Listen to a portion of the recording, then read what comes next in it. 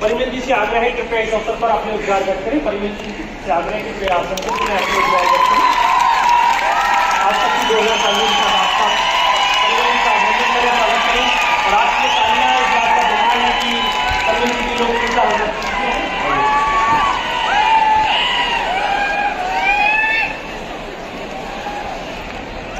आदरणीय मंत्री जी, सम्मानित मंच और हरियाणा भर से आए हुए युवाओं, मंत्री जी ने अपने उद्गार में कहा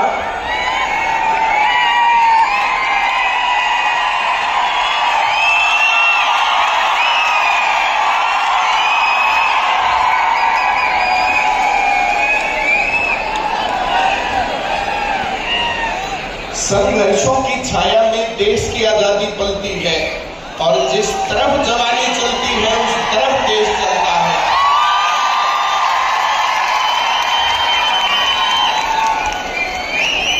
इतिहास गवा रहा है, जिस देश का युवा जिस तरफ चला है वो देश उस तरफ चला है। युवा रक्त की गर्मी से इतिहास का पहिया चलता है।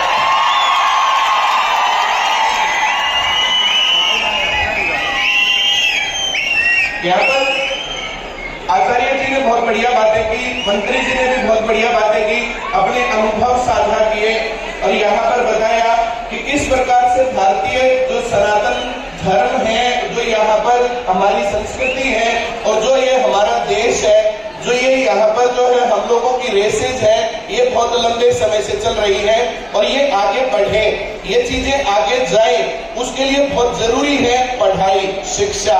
और इसके ऊपर हम लगातार आवाज उठाते रहते हैं। जिस प्रकार से भारत में पहले भारत विश्वगुरु था, उस टाइम पर जो है नालंदा जैसे जो है विश्वविद्यालय यहाँ पर थे, उसी के कारण था। आज दुर्भाग्य यह है कि उस प्रकार के जैसे आज हम इस यूनिवर्सिटी के कॉम्प्लेक्स में खड़े हैं, लेकिन उस लेवल की यूनिवर्सिटी नहीं है जो विदेशों में, जो अगर पूरी दुनिया में गिनती करवाई जाए तो वहां पर नंबर 1, 2, 10, 20, 50, 100 में भी नहीं आते हैं। अभी कह रहे थे 200 में भी नहीं आ रहे हैं, ऊपर के 200 में भी। तो मैं तो मंत्री जी को कहूंगा कि जो है हर जगह पर जाकर के शिक्षा के लिए भी आप जो है, वैसे तो बिजली मंत्री है और बिजली में सुधार भी काफी हुआ है, पर जो है शिक्षा के लिए भी काम किया जाए तो बहुत बढ़िया बात है। आप मंत्रिमंडल के सदस्य हैं, शिक्षा के ऊपर काम होना चाहिए। अभी जो है रिसेंट समय में जो बात चल रही है, हर जगह पर जो शिक्षकों की अदला बदली हो रही है, टीचर्स इधर उधर जा रहे हैं, उसके अंदर जो है कई जगहों पर गांव में जो है स्कूलों में जो है टीचर्स की अवेलेबिलिटी उस प्रकार से नहीं है, नंबर ऑफ स्टूडेंट्स कम हो रहे हैं, कहीं टीचर्स कम हो रहे हैं। तो इस प्रकार से सरकार को चाहिए कि उनके ऊपर काम किया जाए।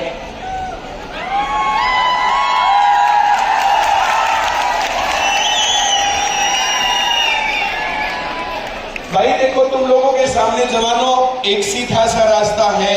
अगर तुम लोग अपना एक टारगेट फिक्स करते हो कि मुझे 2 साल बाद, 3 साल बाद, 5 साल बाद मुझे कहाँ होना है, ऐसे पहला अपना एक टारगेट फिक्स करो। अपना एक टारगेट फिक्स करो कि मुझे इस प्रकार से ये रास्ता तय करना है, वहां पहुंचना है। भाई तुम्हें अपना बिजनेस करना है, तुम्हें कोई प्राइवेट जॉब करनी है, तुम्हें गवर्नमेंट जॉब करनी है, सबसे पहली चीज है आप अर्निंग है कि नहीं है आप, क्योंकि जो कोई भी समाज सेवा है, कोई भी काम, देशभक्ति या जो कुछ भी चीजें हैं वो खाली पेट से नहीं होती है। आपके पास अपना रुतबा है, रोजगार है, आपकी अपनी हैसियत है, उसके ऊपर डिपेंड करेगा।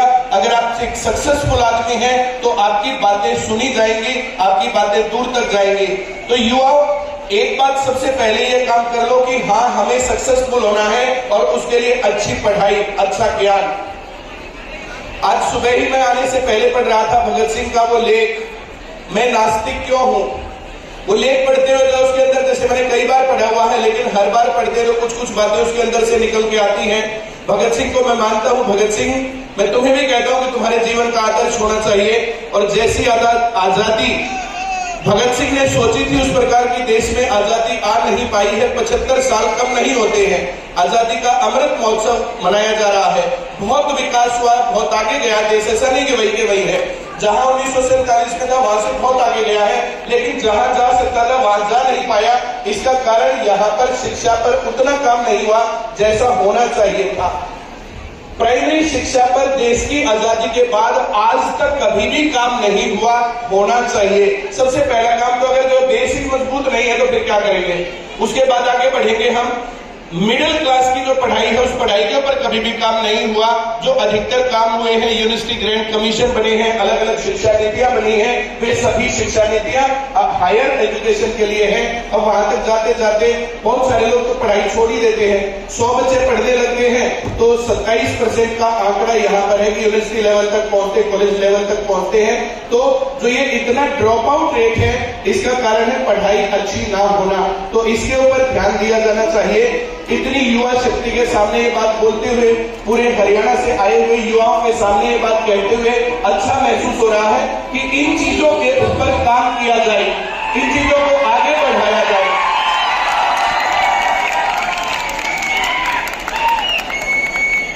अच्छा शरीर चाहिए तो अच्छा खाना खाओ।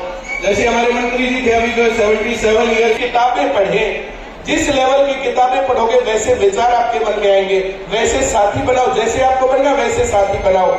हर एक आदमी को अपना आइडियल बनाना चाहिए। उस आइडियल जैसा बनने के लिए जो जो काम उसने किए वैसे वैसे काम करने चाहिए। ऐसे कैसे एग्जैक्टली दूसरे के जूते अपने पैर में नहीं आते हैं, लेकिन फिर भी फुटप्रिंट्स तो देखने पड़ते हैं, पता चलना चाहिए। जितने लोग यहाँ पर आए हैं, जितने वक्ता यहाँ पर आए हैं, उन लोगों ने अपने टाइम पर अच्छी मेहनत की है, अपने आप को एस्टेब्लिश किया है, अपने आप को आगे बढ़ाया है। इसी कारण से वे लोग इस लायक थे कि उन्होंने यहाँ पर आकर के कुछ बोला। मैं आज इस जो NSO का जो ये प्रोग्राम है, मैं इस पूरी टीम को बहुत धन्यवाद देता हूँ। इस बात के लिए नहीं कि मुझे बुलाया, मुझे बुलाना नहीं बुलाना एक बहुत बड़ी बात नहीं है, लेकिन इतने यूथ को मोबिलाइज किया, इतने युवाओं को इकट्ठा किया, इतने युवाओं को देश के बारे में सोचने के लिए प्रेरित किया।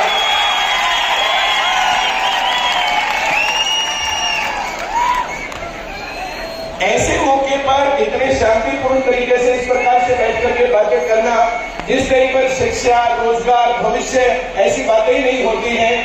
और NSO के जो भी फाउंडर है, जिन्होंने बताया कि 2 साल पहले हर शहर में जुड़ेगी और आप एक देश के लिए मिसाल कायम। आप लोगों को पढ़ना चाहिए भगत सिंह, आपको पढ़ना चाहिए इतिहास, आपको पढ़नी चाहिए राजनीति, आपको पढ़ना चाहिए अर्थशास्त्र। 3 चीजें तो आप चाहे जो भी पढ़ते हो, आपको डॉक्टर बनना है तब भी, इंजीनियर बनना है तब भी, आपको समाज सेवक बनना है तब भी, इतिहास पढ़ना चाहिए। इतिहास से पता चल रहा आज हम यहाँ क्यों हैं।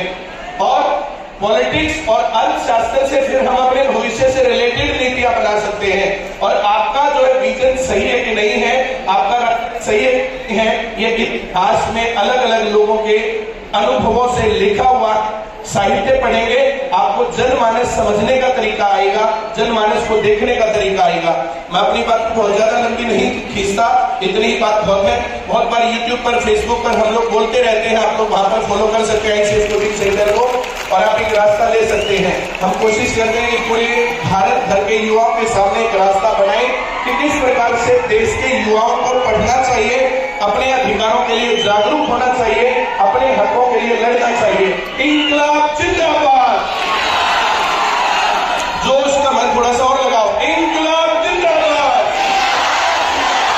28 सितंबर भगत सिंह का जन्म दिवस है। 28 सितंबर इंकलाब जिंदाबाद का नारा भगत सिंह ने दिया था। जो काम वो भारत के लिए करके गए, देखो अपनी जान कुर्बान करना बहुत बड़ी सी बात नहीं है। भगत सिंह के साथ बहुत सारे लोगों ने कुर्बान की थी। सबसे बड़ी बात है उन्होंने युवाओं को रास्ता दिखाया कि आप आगे कैसे चले।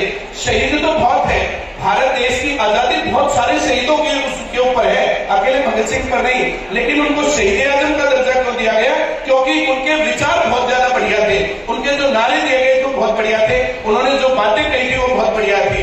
उन्होंने कहा था कि अगर देश इसी रास्ते पर आगे चल के आजाद होता है तो देश के युवाओं को कुछ नहीं मिलेगा। उन्हें अपने अधिकार और अपने हक लेने के लिए फिर से संघर्ष का रास्ता अपनाना पड़ेगा।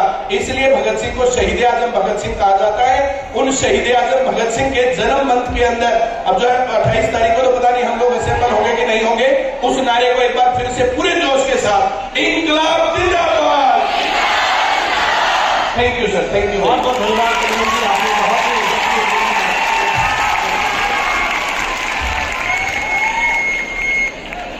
आपके लिए सर 2 लाइनें याद आती हैं।